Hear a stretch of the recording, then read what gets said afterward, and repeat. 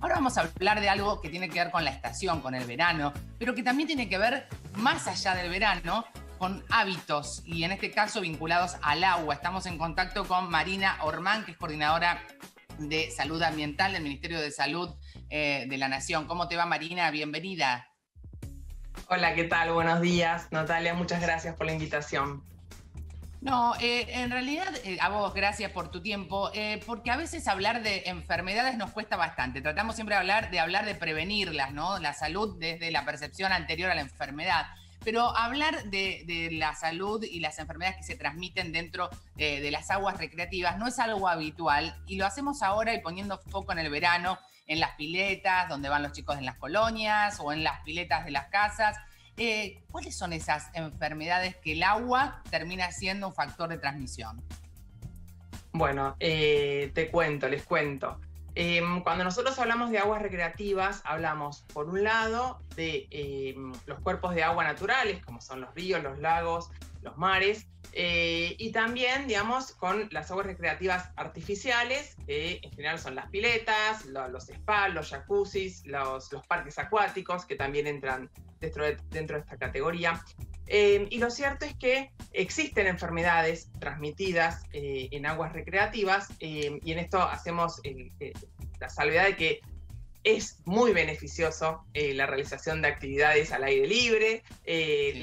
El uso de estas aguas, bueno, de manera estacional, pero también pensamos en los deportistas, los que nadan frecuentemente como parte de su entrenamiento y de su momento de ocio, pero es cierto que a veces esas aguas son inseguras. Y cuando nos referimos a lo inseguro que son, estamos hablando de aquellas enfermedades que se transmiten a través de bacterias y virus, que son gérmenes, sustancias tóxicas, las cuales, en general son sustancias químicas y pueden ser en algunos casos la presencia de bacterias y virus por motivos naturales, porque las características del lugar así lo dicen, pero en muchos casos por la acción del hombre. Por eso hablamos de sustancias químicas que son dañinas para la salud.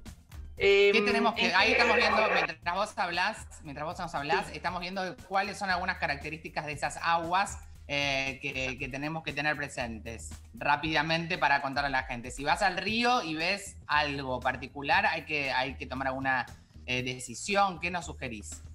Mira, nosotros lo que hemos realizado, un equipo de trabajo dentro de la coordinación que viene trabajando hace muchos años, con distintas expertices, y lo cierto es que lo que elaboramos es esto que se ve en pantalla, que es el cianosemáforo, ¿sí? Porque si bien tenemos agentes enteropatógenos que están vinculados con humanos y animales, digamos, las cianobacterias tienen que ver con presencias de algas que tienen una cantidad, digamos, de toxinas, que son las cianotoxinas.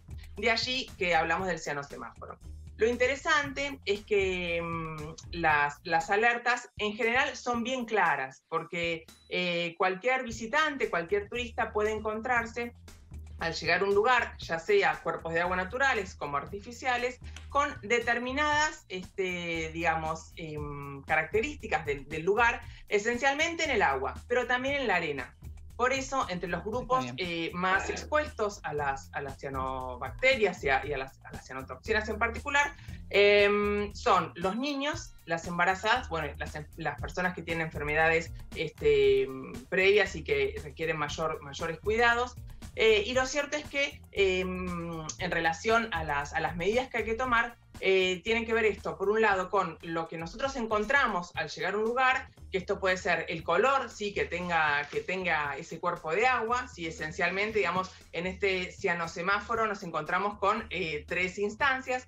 La más leve, si se quiere, es lo que decimos que es como una especie de yerba dispersa, ¿sí? Que es un agua con baja densidad de cianobacterias, es apta para baño, ¿sí? Pero lo que se recomienda es que al salir, ¿sí? de tomar ese baño, de hacer esa actividad esa actividad acuática, salir del agua y darse una ducha, ¿sí? lavar el cuerpo, digamos, de esas toxinas que puedan haber estado en contacto. Marina, ¿hay alguna diferencia entre el agua dulce y el agua salada? Es decir, el mar y el río. ¿Es más habitual encontrar esto en el río o es lo mismo? En general, un poco más porque las aguas no tienen tanta velocidad, digamos, como en el mar, pero al momento de hablar de la arena, sí, en general, es bastante parecido, porque lo cierto es que ahí los niños es cuando están más en contacto, digamos, los chicos y las chicas, los más chiquitos sobre todo, bueno, se juegan entre los juguetes y lo que se toca en la cara y tragan arena, que es común, digamos, el momento lúdico de estar en esos espacios. Y un punto esencial, muy vinculado a los niños, es el tema del uso de los pañales. Porque en general las cianobacterias también, y en esto de hablar de cianobacterias y también de otro tipo de gérmenes que aparecen en el agua, es el tema de la diarrea. ¿Sí? Entonces, un punto es que por más que la persona entre al agua y se haya higienizado previamente, lo cierto es que una mínima porción de materia fecal hace que se disperse muy fácilmente y muy rápidamente en ese agua. Entonces, por eso entre las recomendaciones es lavarse las manos 10 segundos antes, o sea, un minuto mínimo de tiempo antes de ingerir alguna comida al salir del agua, más allá de lo que diga el semáforo. Esto es como bueno, y más en este contexto en el que un estamos, hábito, ¿verdad? Absolutamente. ¿Cuáles son los síntomas más comunes que tenemos que tener en cuenta sobre los chicos o sobre quienes, por supuesto, practican actividades en las aguas recreativas? ¿Hay síntomas particulares que se manifiestan? Sí. En general, los síntomas más frecuentes tienen que ver con los gastrointestinales, digamos, reacciones en la piel. Bueno, también aparecen dolor en los ojos y algún malestar respiratorio, pero básicamente nos centramos en lo gastrointestinal, que estos son diarreas, vómitos. Y también lo que es importante señalar es que cuando la persona se presenta ante una guardia o empieza a tener estos síntomas, consulte, porque a veces puede estar, digamos, solapado con, por ahí, lo que puede pasar a un visitante que estuvo muchas horas expuesto al sol, entonces no confundir esos síntomas, y es importante que asista a un centro de salud o que tenga algún tipo de monitoreo para ver qué sucede. Es importante señalar también que no hay vacuna para esto porque es una intoxicación, ¿sí? Es estar en contacto con ese virus, con ese ¿Y de qué manera se puede proteger el nadador o la persona que ingresa a estas aguas? ¿Es recomendable usar más prendas o alguna cuestión previa? A ver, lo previo es lo más importante. Es revisar, digamos, primero si hay algún tipo de bandera indicativa en el lugar. En algunos lugares se implementó, en algunos lugares de Mesopotamia, digamos, y también, por ejemplo, en Uruguay también, banderines, de la misma manera que tenemos el de como mar dudoso, peligroso, ¿no? Peligroso, bueno, ahora con las lluvias, con las tormentas eléctricas, bueno, hay uno que dice presencia de cianobacterias. En zonas de ríos en general aparecen, ¿no? Muy bien. Entonces, antes de ingresar, con esto lo que yo te decía hace un ratito, que es fácil de reconocer si hay presencia de cianobacterias, esto, por un lado, si está esta yerba dispersa, uno puede entrar teniendo los recaudos al salir, que son más o menos leves, no hay que ser muy estricto, pero sí esto de enjuagarse y sacar cualquier tipo de resto que pudiera aparecer. Si es amarillo, ahí es una masa mucho más fuerte, sí. No, eso está clarísimo. Lo que digo es, si alguien tiene una lesión, no sé, viste que a veces hay desechos dentro de los ríos, del mar incluso, te puedes generar un corte o lo que fuera. En ese caso, tenemos que ir automáticamente a hacer una consulta porque sería una herida donde puede ingresar algo, inclusive, ¿no? Si la persona entra a las aguas y ya tiene esa herida o una cicatrización muy nueva de alguna cirugía, o un corte leve, digo, es común que usemos calzado más abierto o estemos descalzos en el verano y más en el lugar de vacaciones. Hay que ser muy cuidadoso con esto, digamos. Lo recomendable es no entrar con esas heridas si están muy frescas. Muy bien. Pero si sí o sí van a entrar, bueno, ponerse una buena protección, una buena, venda o gasa que pueda frenar el contacto con el agua. Y con respecto a lo que vos me preguntabas sobre los cuidados de los nadadores, los deportistas acuáticos, ok, pueden usar los trajes de neopreno y más. Igual después una gran ducha, lavarse bien el cuerpo, ¿sí? Y si acaso aparecen síntomas, consultar. Y no hay antídotos ni vacunas, eso es bueno señalarlo.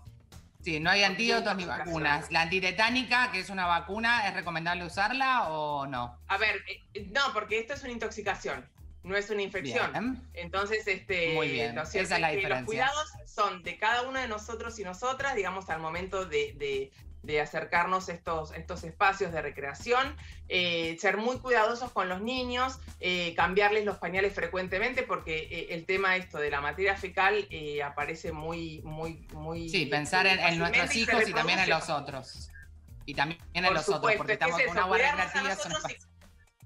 Exacto, es cuidarnos nosotros y cuidar a los demás. Por supuesto que estos son recomendaciones para el uso de aguas recreativas. Esto, digamos, en nuestro contexto que estamos atravesando, son las otras recomendaciones que, por supuesto, lavado de manos, distancia, barbijo y demás. Pero al cuidado, al momento de entrar al agua, tener estos cuidados y al salir, mucho más. También. Mucho más. Bueno, todo muy clarísimo, Marina. Gracias, muy amable.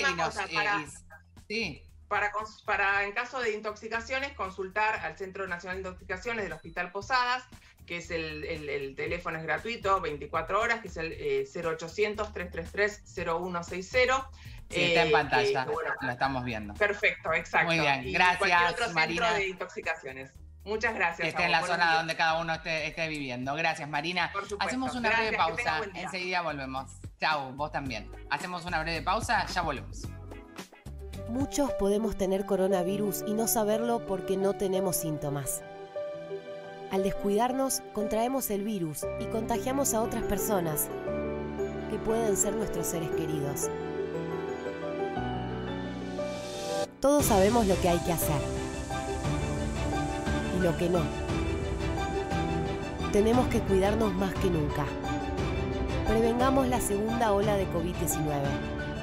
Cuidarte es cuidarnos. Argentina Unida. Argentina Presidencia.